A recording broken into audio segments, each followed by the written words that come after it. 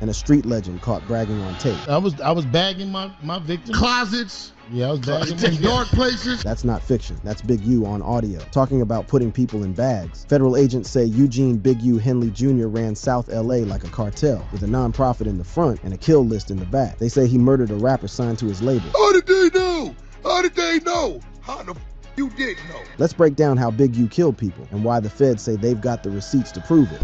How Big U killed people. Eugene Big U Henley Jr. was already a big name in South Los Angeles, not just because of his ties to the streets, but because he walked around like a king. Big U had it all: money, clout, a music label, a so-called non-profit, and enough influence to scare just about anyone into silence. But now, federal prosecutors are saying he crossed a line that ended with a dead body in the desert. I was bagging my victim. Closets. Yeah, I was bagging In dark places. According to the feds, he killed a man named Rayshawn Williams. But this wasn't some random act of violence. Williams wasn't just anybody. He was an artist signed to Big U's label for Unique Music. And before making moves in music, he was a standout wide receiver at Crenshaw High. Not only that, he was teammates with Big U's son, Dion Henley. That's the same Dion who now plays linebacker for the LA Chargers. Yeah, that close. But what triggered all of this? According to court papers, it started with a song. Williams apparently dropped a diss track that called out Big U. And the feds say Big U didn't just take that as an insult. He took it as a threat. They say it wasn't just about words. It was about respect, about control, about reminding everyone who the boss still was. So prosecutors say Big U lured him out, drove him into the desert, shot him, and left his body dumped off Interstate 15 like trash. It was cold, calculated. And according to the feds, personal and business all in one hit. The news shook Crenshaw. The day after Williams died, the high school football team posted about it on Instagram. It is with heavy heart that we announce the passing of Rayshawn Williams, one of our very own wide receivers of the Crenshaw family. He was a very special guy to all of us. That's what they said. And for those who knew the backstory, that caption hit harder than most. NBC tried to get a comment from Dion Henley, but got nothing. No response. Silence. And really, what could he say? The man being named in the killing is his father, the victim, his former teammate. That's not just messy. That's a nightmare. Right after the murder story hit, Big U didn't hide. He didn't go silent. He did the one thing you wouldn't expect from a man facing RICO charges. He pulled out his phone and went live on Instagram. So this is gonna probably be my last video. I'm gonna go turn myself in to see what's going on. They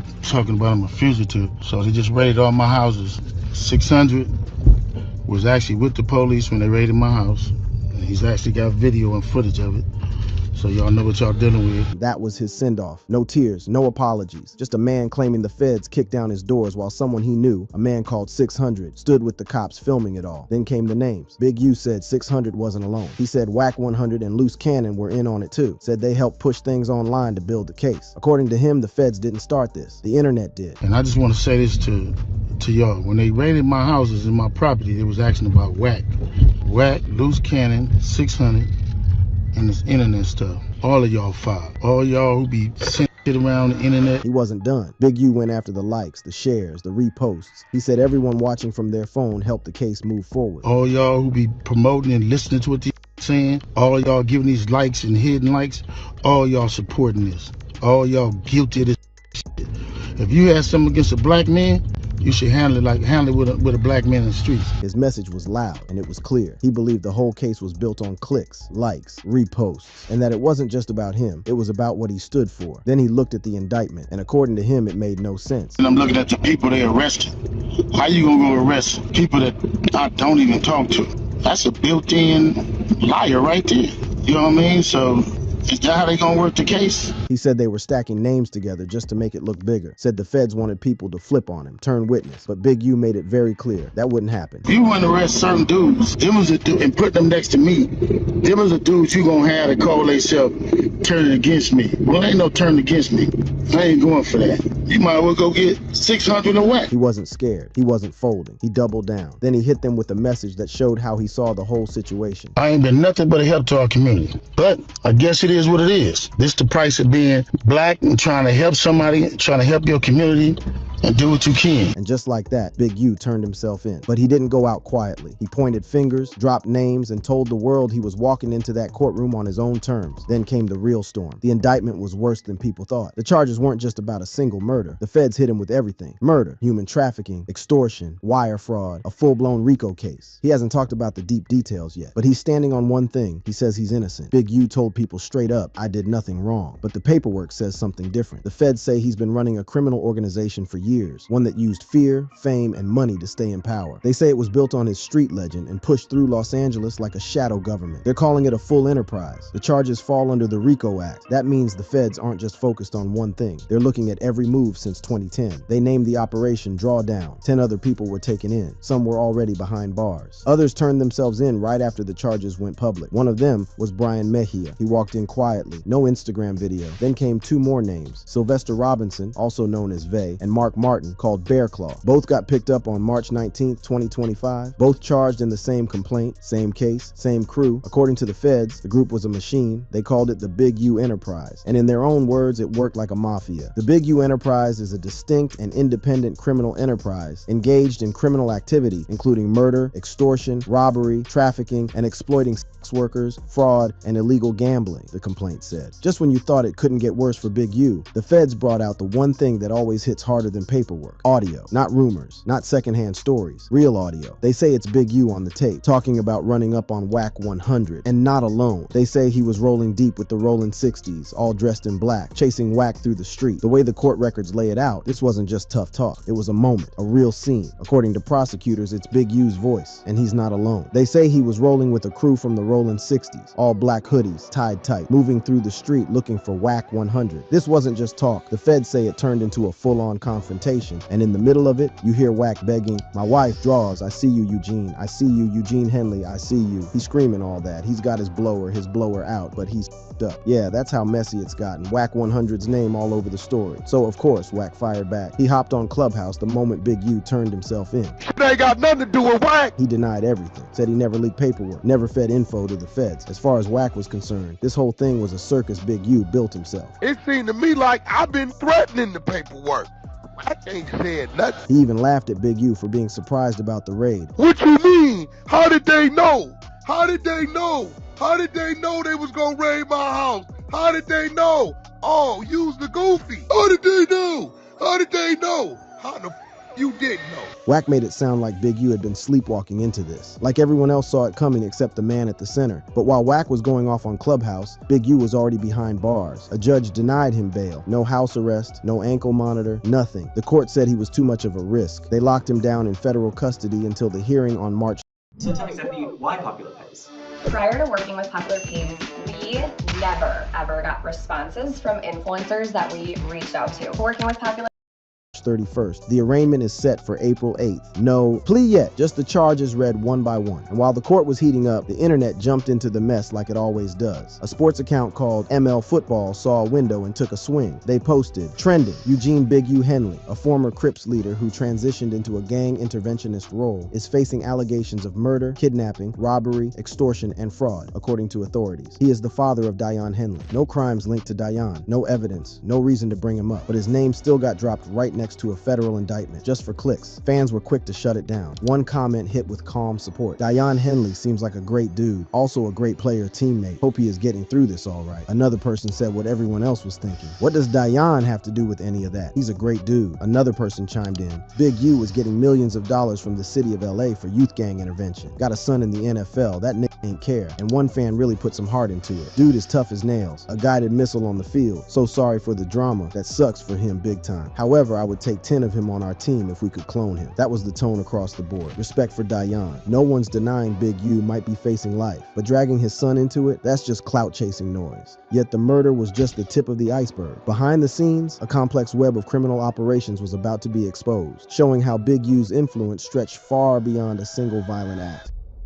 Criminal past and hidden operations. Before the posts, before the podcast, before the street started whispering about federal raids and RICO charges, Eugene Big U Henley was already on law enforcement's radar, and not because of music or charity. Back in 1991, the story started with a setup, a cocaine sting. But Big U didn't just show up to buy or sell. He showed up to rob the undercover sheriff's deputy running the sting. That single move earned him 13 years in state prison, but it didn't bury him. It built him. Word spread fast inside and outside. Authorities believed he wasn't just part of the rolling 60s. conspiracies, they said he helped run it. So when he got out in the early 2000s, Big U didn't just walk back into LA, he walked back into power. But freedom didn't mean peace. The LAPD and the FBI stayed close. They kept watching. Over the years, they tied him to more than 20 major investigations. Some were about guns, others were about drugs, some were about private meetings where gang violence was being planned out. Federal agents said Big U had become the fixer. If something went wrong, they called him to set it straight. He knew how to calm things down or make them worse. That was the quiet side, the street side. But out in the open, he showed something else. He showed up at schools, he spoke at events, he gave interviews about gang prevention. He started a nonprofit called Developing Options based in Hyde Park. It looked like it was built to help kids stay off the streets, but the feds say that was just the front. They say Developing Options was used to launder money. Donations came in from NBA players, big companies, and even city-run programs. On paper, those dollars were for youth programs. In reality, prosecutors say that money went straight into Big U's pocket. No receipts, no breakdowns, just wired to his personal account like it was regular income. That nonprofit didn't just run on local money, it was backed by the city of Los Angeles. It got funding through the mayor's Gang Reduction Youth Development Foundation, which also uses federal money. That turned it from a local scandal into a federal crime. IRS Special Agent Tyler Hatcher didn't hold back. The RICO charges against Mr. Henley and his associates reflect a pattern of crimes that runs the gambit from extortion to tax evasion, all under the umbrella of a well-organized criminal organization led by Mr. Henley. He kept on to explain more about his crimes. Additionally, Mr. Henley allegedly duped the county of Los Angeles by running a charitable organization that promoted anti-gang solutions while continuing criminal activity that was directly contrary to his charity. And the IRS wasn't the only one watching. LAPD Chief Jim McDonnell said the department had been in this from the start. From day one, the Los Angeles Police Department has been proud to stand shoulder to shoulder with the FBI in this critical investigation. Then the money trail got worse. The complaint says Big U filed fake pandemic relief claims for Unique Music. The paperwork claimed he made $200,000 in profit in 2019. But in reality, the business lost $5,000 that year. He shouldn't have qualified for a loan, but the money still came in. Add that to the old charge from the 90s, 13 years in prison for robbing an undercover cop during a drug sting. That story never left him. And now it's being pulled back in to show a pattern. The feds say this isn't about one bad call. They say it's about years of violence, fraud, and control. Acting U.S. Attorney Joseph McNally said, the allegations in the complaint unsealed today reveal a criminal enterprise that engaged in murder, extortion, human trafficking, and fraud. Ackle Davis from the FBI backed that up. He said this is part of a bigger push to bring order to Los Angeles. 10 people have been arrested. 4 were already in custody. 5 more are still being hunted. After the feds dropped their charges and the IRS laid it all out, you'd think that was the end of the trail. But nope, another piece slid into place. This time from the California Franchise Tax Board. According to their state records, Developing Options, the same nonprofit Henley used to promote youth programs, was officially marked as suspended as of April 2024. There was no public reason listed, no big announcement, just one quiet update that said the group had lost its nonprofit status. And once a nonprofit is suspended in California, that's it. It can't legally operate. It can't raise money. It can get slammed with penalties. A spokesperson for the FTB kept it short. No case details. Just one clear message. If you're suspended, you're done from the inside out. But here's the wild part. The money never stopped. City records show that even after the suspension, Henley's organizations were still set to get close to $800,000 in July 2024. That was the final chunk of a 4-year deal worth over $2.2 million. The money came straight from the city of Los Angeles, paid through the GRID program, short for Gang Reduction and Youth Development. GRID is supposed to fund trusted groups, ones that actually work in the community, the kind that helps calm down street beefs before they explode. And for years, Henley's nonprofits were on that list. The city had been cutting those checks since 2011. From 2018 to 2021, Henley was getting around $500,000 a year. Then crime spiked after the pandemic. So did the budgets. In 2023, the money grew after then Mayor Eric Garcetti pushed for more intervention work. That same year, Henley's group also pulled in a flood of private donations. One of the other organizations linked to him, Ex-Offender Fellowship, reported almost $2 million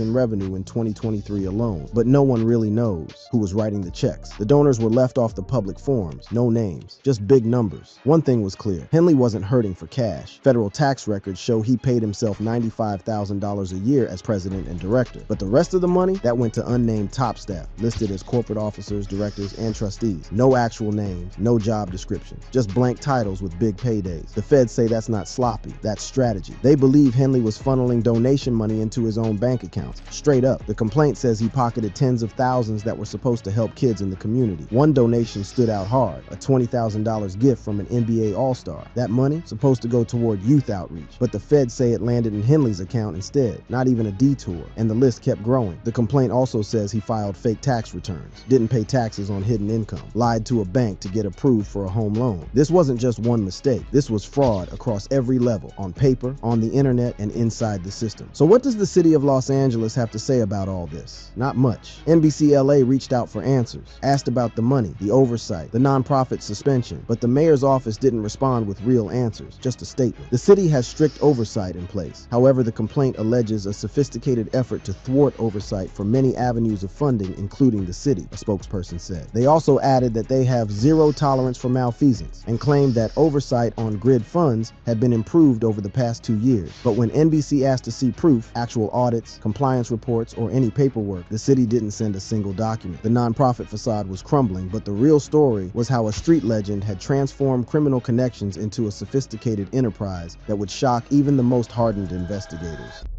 Big U's control game. According to court records, this all kicked off with a secret dice game in Los Angeles, June 2019. Not your average backroom scene. This one had a big buy-in and big names at the table. We're talking about a professional boxer, listed only as AB, his crew, and a few well-known NBA players. The money on the line? Real. But the setup? Rigged. A cooperating witness told the feds that AB and his crew ran the game using teased dice. That means the dice were fixed, tampered with, cheating the rest of the table out of real money. And that one hustle, it reportedly cost NBA players millions of dollars. That's where Big U stepped in. The witness said that after the game, Henley wasn't just mad about the scam. He was mad because AB didn't check in with him before running the hustle. And worse, he wanted his own cut on behalf of the NBA players who got played. According to the witness, Big U told his guys to make AB feel it. Federal records say it like this. Henley directed associates to row up AB, who had not checked in with Henley, and to get the money back from him on behalf of the cheated NBA players. Members of the Rolling 60s were sent to press AB, and this wasn't just talk. That's real pressure, real street-level enforcement, all tied back to one name, Big U. But this wasn't a one-time thing. According to CW1, this was part of the system. Celebrities and athletes had to check in with Big U before doing anything big in LA. Not just street stuff, everything. Commercials, parties, games, no check-in. Then they risked something worse than bad PR. They risked what the feds are calling retaliation from the Big U enterprise. In one tape convo, Henley admitted he got into it with AB again, this time over more money. According to him, AB had cheated a current NBA All-Star out of $1.5 million and a former NBA All-Star out of $5 million.